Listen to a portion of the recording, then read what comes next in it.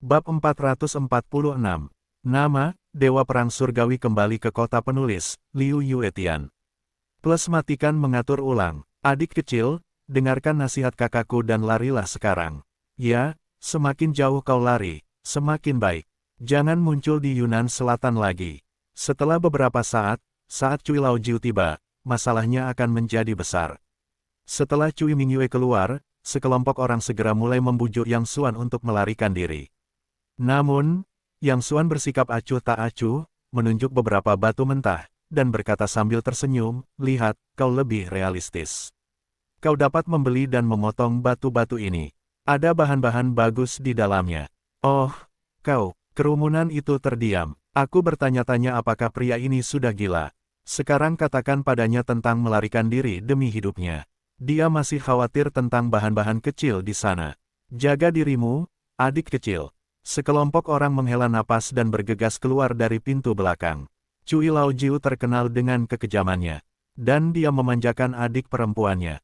Jika dia tahu bahwa adiknya telah dihina seperti ini, dia tidak akan tahu betapa marahnya dia untuk sementara waktu. Kau mungkin harus menyalahkan orang lain. Tak lama kemudian, sebagian besar orang meninggalkan seluruh toko giok. Hanya beberapa orang pemberani dan staf yang tinggal. Manajer toko giok terus membujuk, ketika Tuan ke-9 datang, Anda dapat mengucapkan lebih banyak kata-kata baik, dan kemudian memberikan kaisar hijau kepadanya. Mungkin dia bisa menenangkan amarahnya. Yang Xuan tidak setuju. Mengapa memberikannya kepadanya? Dia bukan anakku. Kamu. Manajer toko giok sangat marah sehingga dia tidak dapat berbicara. Baiklah, saya tidak akan menghentikanmu jika kamu ingin bunuh diri, tetapi jika kamu melibatkan toko saya nanti, saya akan mengganti kerugian keluargamu. Manajer toko giok tidak mengatakan bahwa dia ingin meminta ganti rugi kepada Yang Xuan. Tetapi untuk mencari ganti rugi bagi keluarga Yang Xuan. Ini karena dia yakin bahwa pria di depannya tidak akan hidup dalam sekejap. Cui Mingyue memanjat ke pintu dan segera memanggil Cui Laojiu, "Saudara, saya telah diganggu. Datang dan bantu saya memutuskan."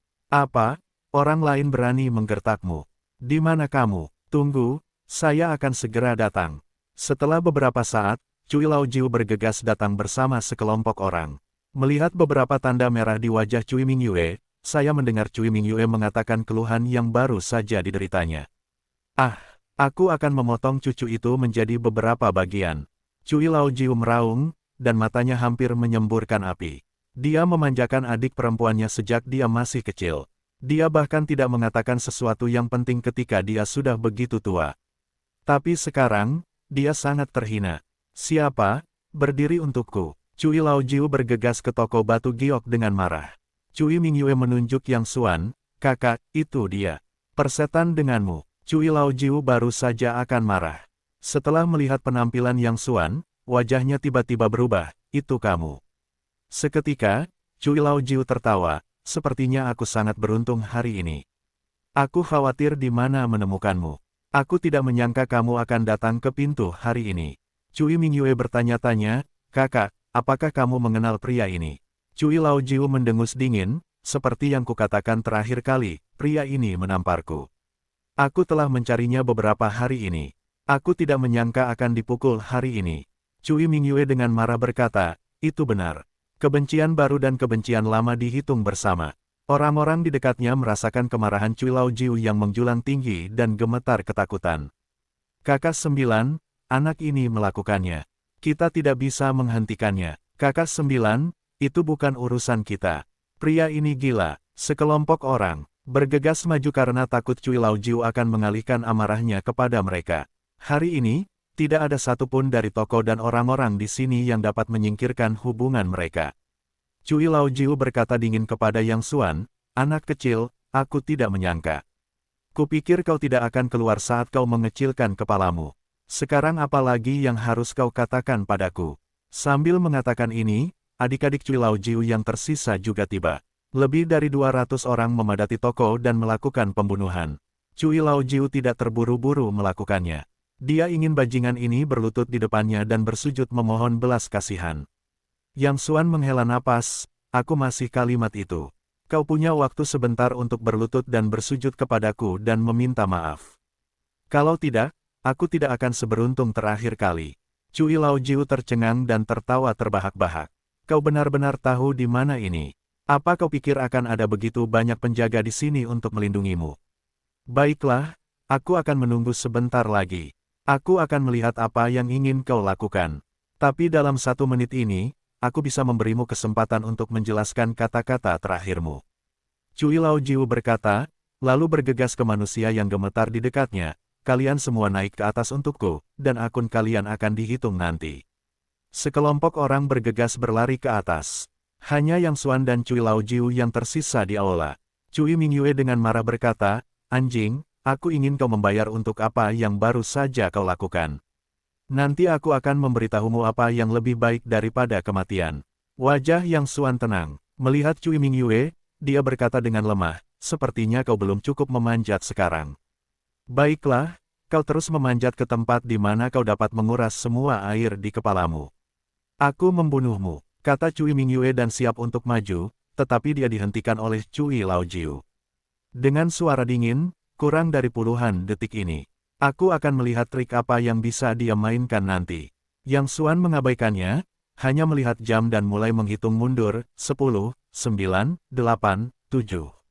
Entah mengapa, Cui Laojiu selalu merasa gelisah saat mendengar suara hitung mundur. Beberapa waktu lalu, itu juga karena hitung mundur, lalu sekelompok penjaga datang. Bukankah seharusnya terjadi sesuatu hari ini? Namun, dia segera tenang kembali. Terakhir kali itu hanya kebetulan. Ini kota yang sibuk. Lagi pula, ini bukan area terlarang untuk latihan. 3, 2, 1. Yang Xuan selesai menghitung mundur. Wajah Cui Laojiu masih gelisah sejenak.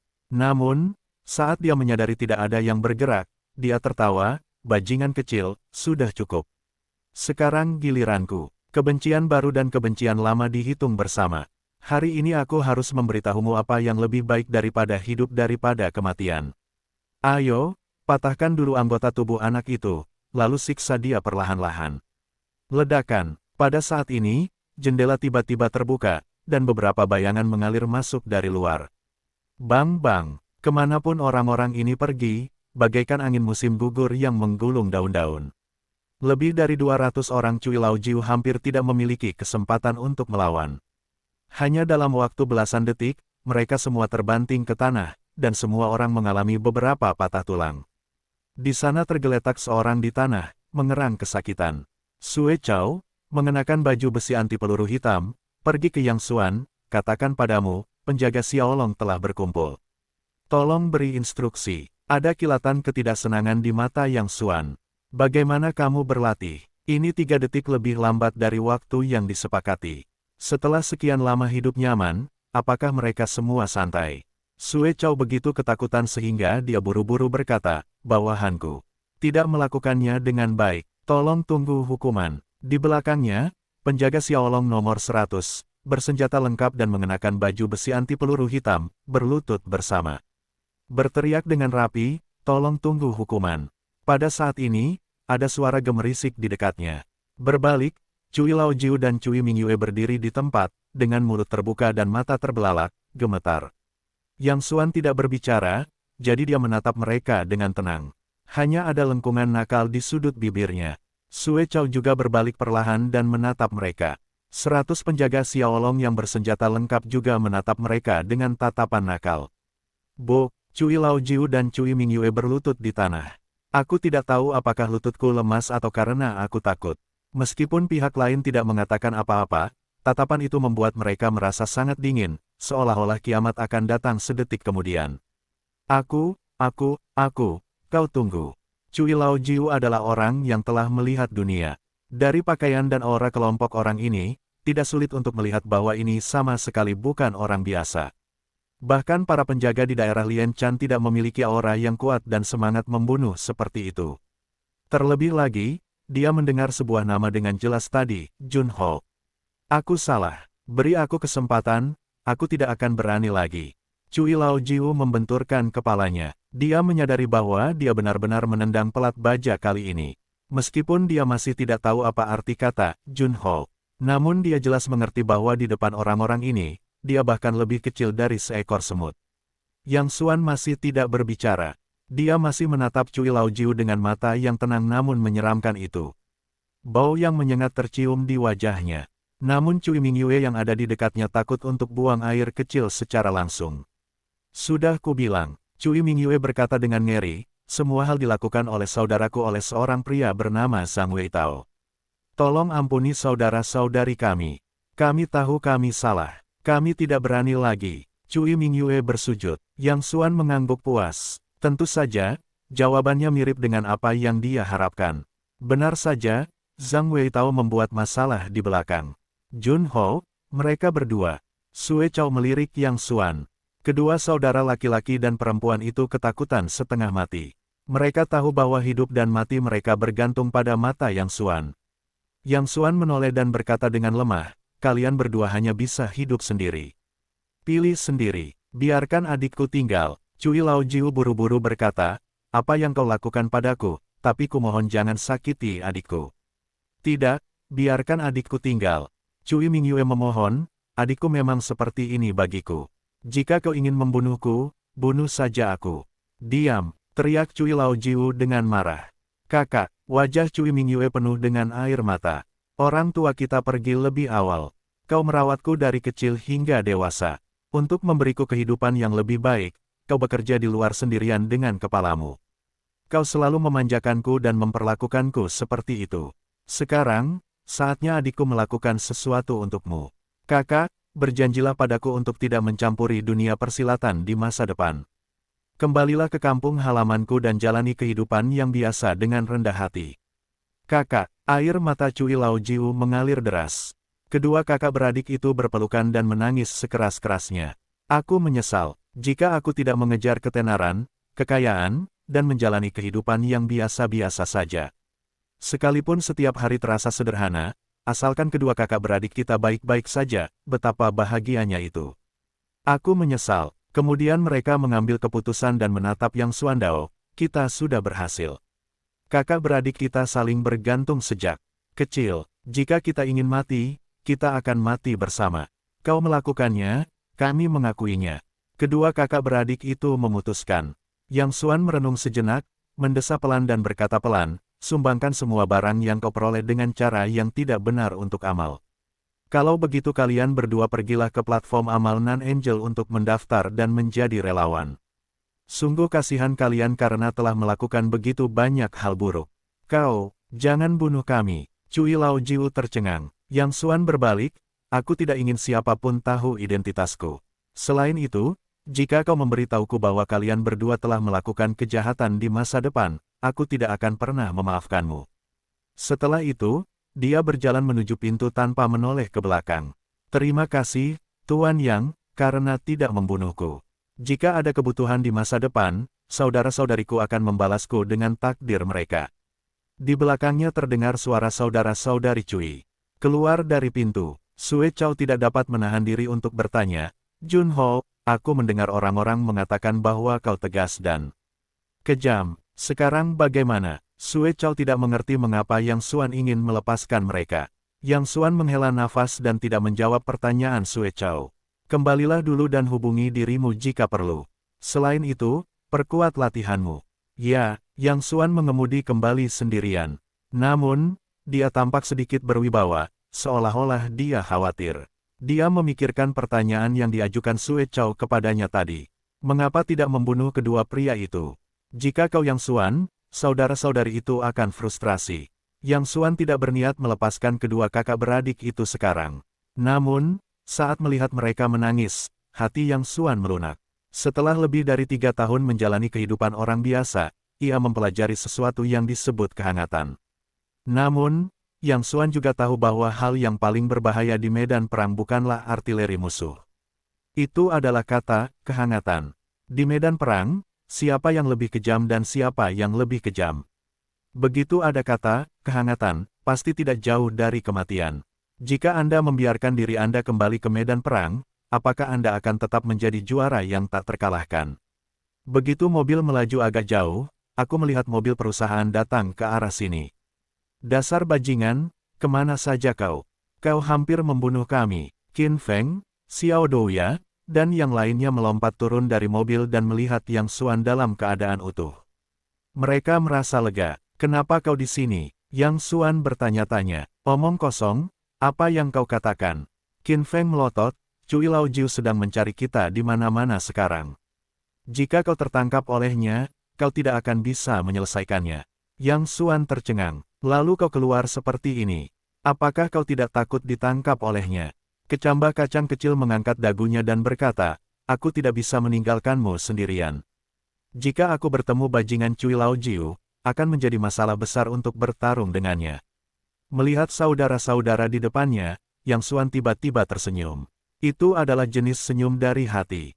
Oh, lihat siapa lagi yang datang selain kita. Qin Feng menunjuk ke sebuah Maserati yang melaju di belakangnya. Jiang Qing keluar dari mobil.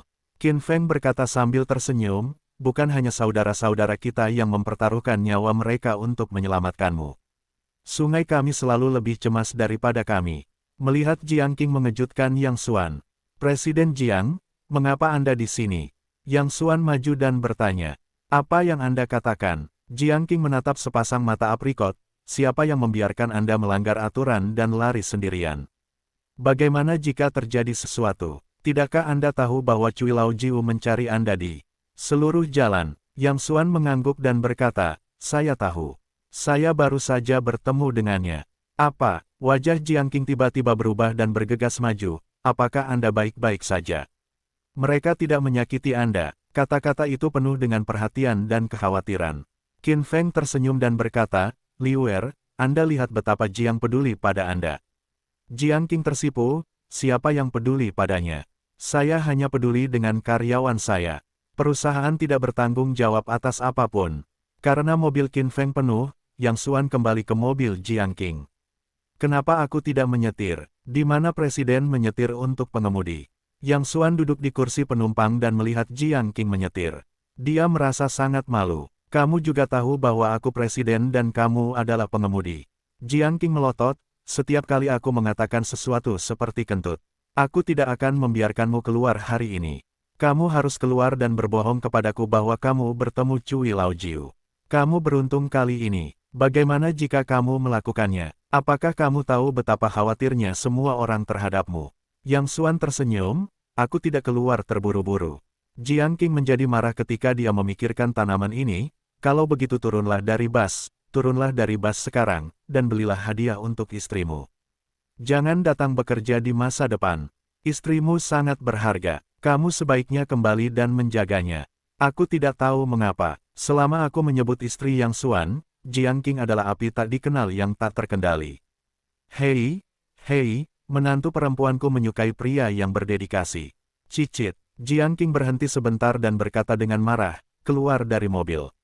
Sekarang keluar dari mobil dan berjalanlah sendiri. Perusahaan sudah mendekati sini dan termasuk dalam area latihan yang dibatasi, jadi Jiang Qing tidak perlu khawatir tentang keselamatan Yang Xuan. Ah, jauh sekali. Jika Anda berjalan ke sana, itu akan memakan waktu setidaknya setengah jam. Mengapa Anda tidak mengatakan istri Anda suka Anda berjalan? Saya tidak peduli. Keluar dari mobil dan cari istri Anda. Jiang Qing berteriak keras, mengulurkan tangannya dan langsung mendorong Yang Xuan ke bawah, lalu menginjak pedal gas dan pergi. Yang Xuan ingin menangis tanpa air mata. Di mana ini memprovokasi dia? Hei, hati wanita, jarum kapal selam. Jiang Qing kembali ke kantor dan kehilangan kesabarannya untuk sementara waktu. Selama sekitar 1 jam, dia juga merasa sedikit berlebihan dan memanggil Qin Feng ke kantor. Anda pergi dan panggil Yang Xuan. Qin Feng tertegun. Bukankah dia kembali bersama Anda? Jiang Qing berkata, dia turun di jalan. Qin Feng menepuk dahinya, itu rusak. Dia tidak ada di perusahaan. Apakah dia akan kembali lagi? Apa yang kamu tunggu? Cepat cari. Jiang Qing sangat cemas sehingga dia berdiri dan bergegas keluar, segera panggil mereka Tauge dan pergi mencari Yang Xuan bersama-sama. Semua orang khawatir, Yang Xuan tidak bisa masuk dan tidak bisa dilihat. Yang lebih mengkhawatirkan adalah seorang penjaga keamanan mengatakan dia melihat Yang Xuan sebelumnya, seolah-olah dia pergi ke kota sendirian. Apakah 6 anak kecil ini gila? Qin Feng sangat cemas sehingga dia berbalik. Presiden Jiang, bukankah kalian berdua kembali bersama? Mengapa dia tiba-tiba turun di tengah jalan? Jiang Qing sangat cemas hingga air matanya menetes. Dia mendorong Yang Xuan keluar dari mobil. "Hei, Presiden Jiang, mengapa Anda pergi? Saya akan kembali ke kota untuk mencari Yang Xuan. Terlalu berbahaya. Ayo kita pergi dan tinggal di perusahaan. Jangan hentikan saya." Jiang Qing naik bus, tetapi di tengah perjalanan, darurat militer tiba-tiba muncul di depan. Kedua penjaga memberi hormat, "Maaf, resimen sedang melakukan latihan, untuk sementara ditutup." Sebelumnya, Yang Xuan memindahkan seorang penjaga resimen perang, meskipun tujuannya adalah untuk melindungi perusahaan. Tetapi memang benar bahwa resimen berlatih di sini. Ketika mereka menutup di sini, mereka juga meminta instruksi kepada Yang Xuan. Setelah Yang Xuan secara pribadi berjanji, mereka berada di bawah darurat militer. "Tetapi saya memiliki sesuatu yang sangat penting untuk dilakukan. Tolong akomodir saya." Jiang Qing memohon. "Tidak, ini darurat militer di sini. Kita akan membicarakannya besok pagi. Silakan kembali." Mata penjaga itu terbakar. Jiang Qing dan yang lainnya harus kembali ke kantor. Seiring berjalannya waktu, langit berangsur-angsur menjadi gelap. Namun, Yang Xuan masih belum mendapat kabar sama sekali. Ponselnya langsung dimatikan, dan seluruh orang itu tampaknya telah menghilang. "Jangan diam saja, pergi dan lihat-lihat. Mungkin dia belum pergi jauh." Jiang Qing berjalan keluar sambil membawa senter sambil berbicara. Perusahaan dan pabrik itu milik pinggiran kota. Tidak banyak pembangunan di sekitarnya. Ada banyak tanah kosong dan hutan. Ditumbuhi rumput liar, jalannya sangat sulit untuk dilalui. Bahkan lebih sulit untuk berjalan di malam hari. "Berpisah, kamu pergi ke sana dan mencarinya. Aku akan kembali dan melihat-lihat." Jiang Qing berjalan menuju tanah kosong di belakang sambil membawa senter. Qin Feng dan yang lainnya tidak banyak berpikir, dan mereka pergi ke segala arah untuk mencarinya. Jiang Qing pergi ke tanah kosong yang penuh dengan rumput liar sendirian. Rumput liar di sana setinggi setengah orang, dan hampir tidak ada bayangan ketika orang mengebor masuk. Jalannya bahkan lebih kasar, sedalam 1 kaki dan sedalam 1 kaki. "Yang Xuan, di mana kamu? Keluar!" Jiang Qing berteriak sepanjang jalan. Dia tidak tahu apakah itu karena menyalahkan diri sendiri atau karena takut. Dia bahkan menangis. Tiba-tiba angin gunung bertiup kencang, dan tanaman serta pohon di sekitarnya berderak. Jiang Qing berjalan dengan kaki yang dalam dan kaki yang dangkal dan mendapati dirinya tersesat. Dikatakan bahwa kebocoran rumah itu terjadi karena hujan di malam hari. Jiang Qing terpeleset di kakinya dan tiba-tiba jatuh ke tanah. Senternya juga jatuh dan langsung pecah. Awan gelap menutupi langit. Seluruh tempat gelap dan aku tidak bisa melihat jari-jariku. "Yang Xuan, keluarlah." Jiang Qing berjalan maju dalam kegelapan sambil menangis. Dia sedang terburu-buru saat keluar, dan dia tidak membawa ponselnya. "Aku salah. Aku tidak akan pernah memarahimu lagi. Aku tidak akan pernah mengusirmu dari mobil lagi. Keluarlah." Air mata Jiang Qing terus mengalir. Saat itu, tiba-tiba terjadi tabrakan di depan. Jiang Qing dengan berani bergerak maju dan menyingkirkan rumput. Pemandangan di depannya langsung membuatnya konyol. "Aku melihat 2 bayangan gelap terbang naik turun di rumput. Salah satunya tampaknya memegang pisau atau sesuatu di tangannya. Sama seperti dalam film seni bela diri, 2 sosok dapat berjalan di ujung rumput. Kecepatannya sangat cepat. Aku tidak bisa melihat penampilannya sama sekali. Kedua orang itu tampaknya sedang bertarung." Jiang Qing ketakutan. Dia tiba-tiba terpeleset di bawah kakinya dan berguling menuruni lereng kecil. Pergelangan kakinya terkilir. Jiang Qing khawatir dan takut. Pergelangan kakinya sakit. Dia tidak memiliki kekuatan untuk berdiri. Saat itu, suara gemerisik datang dari rumput di dekatnya. Sepertinya ada seseorang yang datang ke sini. "Apakah mereka menemukanku?" Jiang Qing ketakutan. "Tutup mulutmu dan jangan bersuara." Dengan langkah kaki yang semakin dekat, Jiang Qing mulai gemetar tak terkendali. "Jika kamu bertemu orang jahat di hutan belantara ini, itu disebut surga tidak boleh, dan bumi tidak boleh bekerja." Jiang Qing, ada banyak plot film yang mengerikan. Dia mengambil tongkat patah dari samping dan berpikir bahwa jika gangster itu ingin melakukan sesuatu padanya nanti, dia akan menusukkan tongkat itu ke tenggorokannya. Gemerisik, langkah kaki semakin dekat. Jiang Qing telah menutup matanya dengan ketakutan. Gemerisik, langkah kaki datang di depanku dan tiba-tiba berhenti. Jiang Qing mengumpulkan keberaniannya, menutup matanya dan berteriak, "Jangan datang ke sini. Jika kamu berani datang ke sini, aku akan mati dan menunjukkannya kepadamu. Dalam beberapa detik, mengapa kamu di sini? Suara yang dikenalnya. Jiang Qing tiba-tiba membuka matanya. Yang Xuan, kemana saja kau? Jiang Qing menghambur ke pelukan Yang Xuan sambil menangis. Sarafnya terlalu tegang. Melihat Yang Xuan sekarang, semua emosinya meluap sesaat. Ah, apa kau terluka? Jiang Qing tiba-tiba merasa ada sesuatu yang lengket di lengan Yang Xuan. Ketika dia melihat dengan saksama, itu semua darah.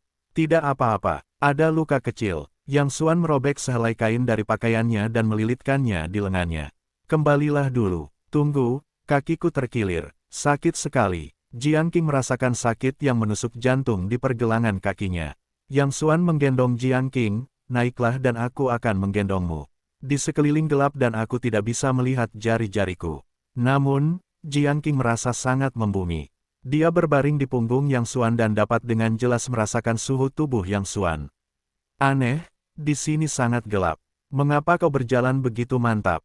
Jiang Qing tiba-tiba menyadari bahwa Yang Xuan berjalan sangat lancar, seperti di tanah datar dengan banyak cahaya. Kau pikir mereka semua seperti dirimu. Kau bisa memutar kakimu saat berjalan. Jangan membuat suara dan memengaruhi perhatianku. Yang Xuan menimbangnya dengan tangannya, lalu terus melangkah maju. Bagi orang kuat seperti Yang Xuan, berjalan dalam kegelapan adalah hal yang mudah.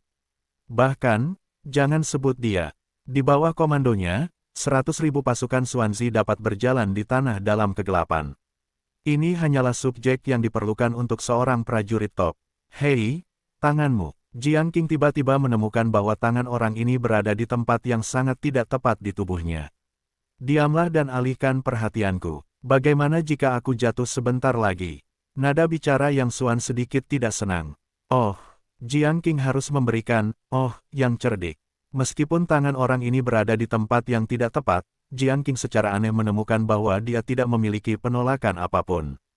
Selain sedikit malu, berbaring di punggung orang ini, aku bahkan merasakan kepastian dan keamanan yang belum pernah kurasakan sejak aku masih muda. Sepertinya selama dia ada di sana, bahkan jika langit runtuh, kamu tidak perlu takut. Orang ini terlihat kurus. Tanpa diduga, punggungnya cukup lebar. Yang Xuan menggendong Jiang Qing ke kamar tidur dan mendudukkannya di kursi. Apa yang kamu lakukan? Jiang Qing tiba-tiba melihat bahwa tangan orang ini tidak jujur. Duduklah dan jangan bergerak. Yang Xuan berjongkok dan mengerutkan kening. Bagaimana aku bisa memeriksa lukamu jika aku tidak melepas kaus kakimu? Tapi, Jiang Qing tersipu, dia mengenakan stoking transparan hari ini. Ini berarti bahwa ketika Yang Xuan membantunya melepaskan kaus kakinya, akan ada beberapa ketidaknyamanan. Namun anehnya, Jiang Qing bersikap sangat patuh. Jantungnya berdebar kencang dan wajahnya yang cantik memerah karena malu. Yang Xuan melepaskan kaus kaki Jiang Qing, memegang kaki kecil seperti giok putih dan mengusapnya dengan lembut di pergelangan kakinya. Untungnya, tulangku tidak terluka. Akan ada sedikit rasa sakit sebentar lagi. Tolong, tahan. Suara Yang Xuan sangat lembut. Dari sudut pandang Jiang Qing, Anda bisa melihat Yang Xuan menundukkan kepalanya. Gerakan Yang Xuan ringan, tetapi kekuatannya pas, dan ekspresinya sangat serius. Ini adalah pertama kalinya Jiang Qing melihat pria ini serius. Saya tidak melihat ekspresi pria itu ketika dia serius, dan dia sedikit tampan. Saat ini, Jiang Qing hanya merasakan sakit yang parah di pergelangan kakinya dan tidak bisa menahan diri untuk berseru, bersikaplah lembut. Yang Xuan berdiri dan berkata dengan lemah, baiklah, mari kita coba. Jiang Qing dengan hati-hati menggerakkan pergelangan kakinya dan mendapati bahwa itu sudah baik. Kamu sangat kuat, aku belum pernah melihat yang sekuat itu. Jiang Qing sangat senang mendengarnya. Yang Xuanang mengangkat dagunya, benar sekali, aku takut dengan rasa sakitmu tadi. Aku menggunakan sedikit kekuatanku, kalau tidak, akan lebih cepat. Ledakan. Pada saat ini, pintu tiba-tiba terbuka. Qin Feng, Xiao Douya, dan yang lainnya melompat masuk dari luar dan jatuh ke tanah. Dasar bajingan, kenapa kau mendorongku? Qin Feng mengusap lengannya, menatap mereka dan berkata sambil tersenyum, maaf, aku tidak bisa menahan diri untuk menguping sebentar. Jiang Qing bertanya-tanya, kenapa menguping? Itu bukan hal yang mencurigakan. Hei, kami tidak seterbuka kalian berdua, kata Xiao Douya sambil tersenyum. Jiang Qing tercengang dan tiba-tiba menyadari ada yang tidak beres dengan suasananya. Pada saat ini, dia telanjang dengan satu kaki, dengan kaus kaki tergantung di kaki lainnya, dan pakaiannya sedikit berantakan. Tidak seperti yang kau pikirkan. Jiang Qing segera meminta maaf. Baiklah, begitu. Kami tidak mendengar apapun tadi. Qin Feng dan yang lainnya bercanda dan berkata, kami hanya mendengar bahwa Presiden Jiang baru saja memuji keenam anak kami dengan sangat hebat. Kecambah kacang kecil memiliki senyum buruk di wajahnya. Keenam anak kami juga kasihan pada wewangian dan batu giok. Mereka tidak bekerja keras sekarang. Haha, kalian berdua lanjutkan. Ayo keluar dulu. Beberapa orang pergi dengan gembira. Tidak seperti yang kalian pikirkan. Jiang Qing sangat cemas sehingga dia menghentakkan kakinya.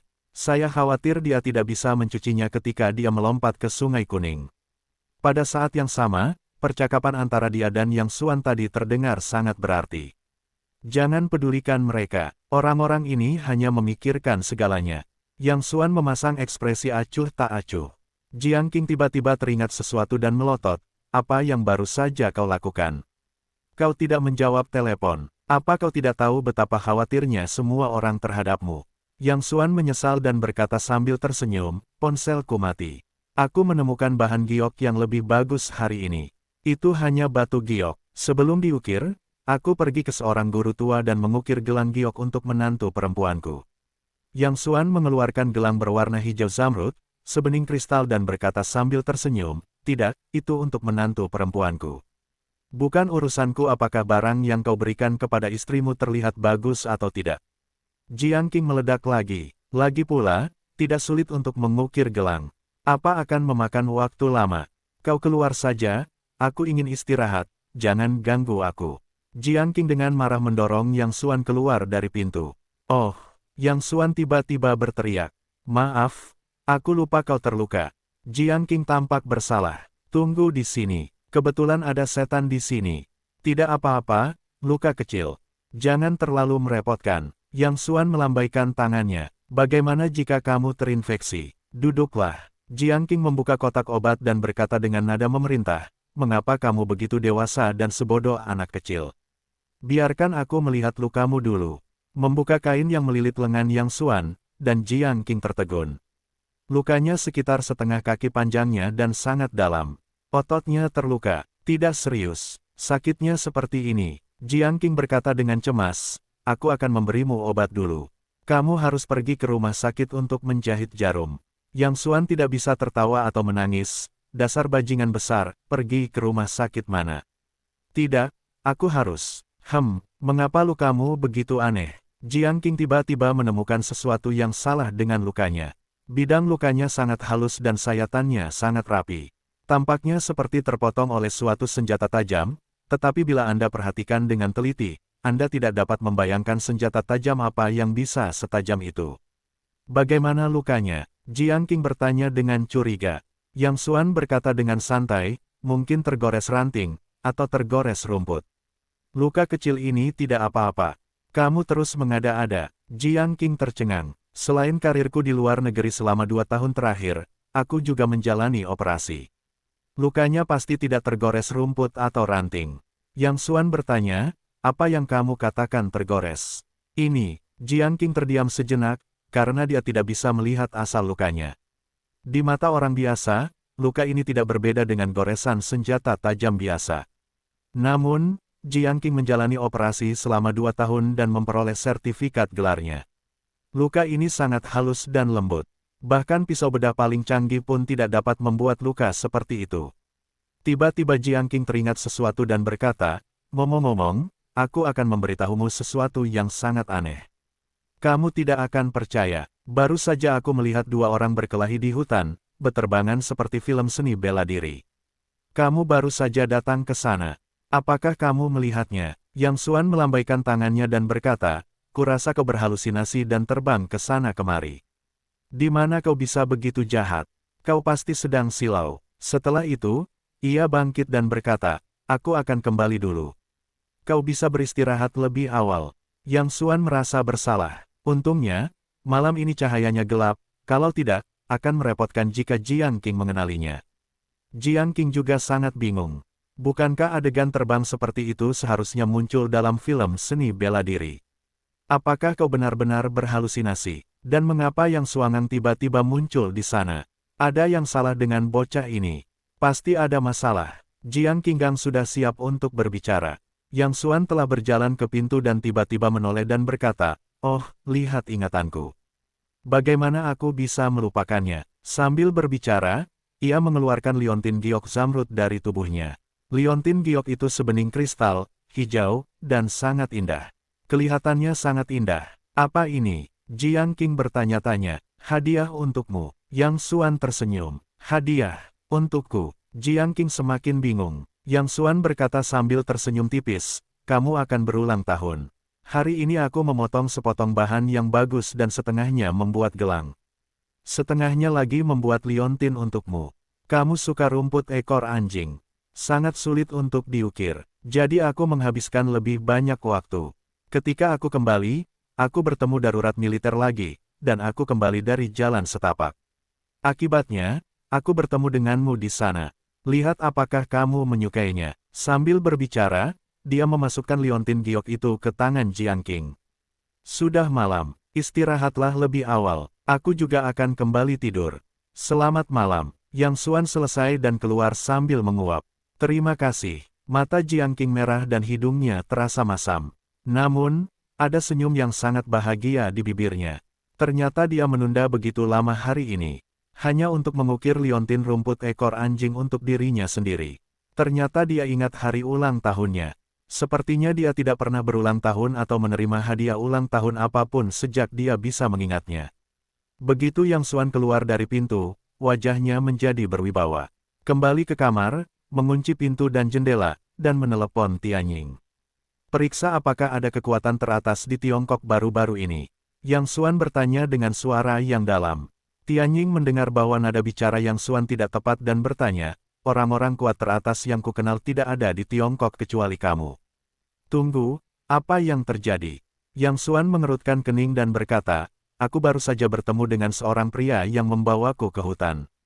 Aku bertarung dengannya dan hampir kehilangan nyawaku. Apa? Bayangan langit berseru, berapa banyak dari mereka? Dalam pandangan Tianying, Yang Xuan adalah eksistensi yang tak terkalahkan di dunia. Tidak ada yang bisa mengancamnya sama sekali. Bahkan di dunia yang gelap, hanya sedikit orang yang bisa bersaing dengan Yang Xuan. Namun, kekuatan-kekuatan teratas itu tidak ada di rumah. Hanya satu, Yang Xuaning berkata dengan wajah, dia menutupi wajahnya. Aku tidak bisa melihat penampilannya dengan jelas. Itu pedang panjang, teknik pedangnya sangat licik dan tajam. Aku tidak bisa menemukan caranya sama sekali, dan itu sangat cepat. Aku tidak bertarung dengannya lebih dari 10 gerakan, tetapi dia menang. Aku hampir tidak memiliki kekuatan untuk melawan balik dalam seluruh proses.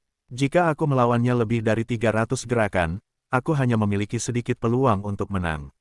Aneh saja bahwa pria itu menang, tetapi pada saat kritis, dia tiba-tiba mundur. Bayangan langit terkejut, sungguh luar biasa. Aku tidak pernah menyangka ada orang seperti itu di dunia. Tunggu, apakah kamu ingin aku memobilisasi pasukan Xuanzi segera?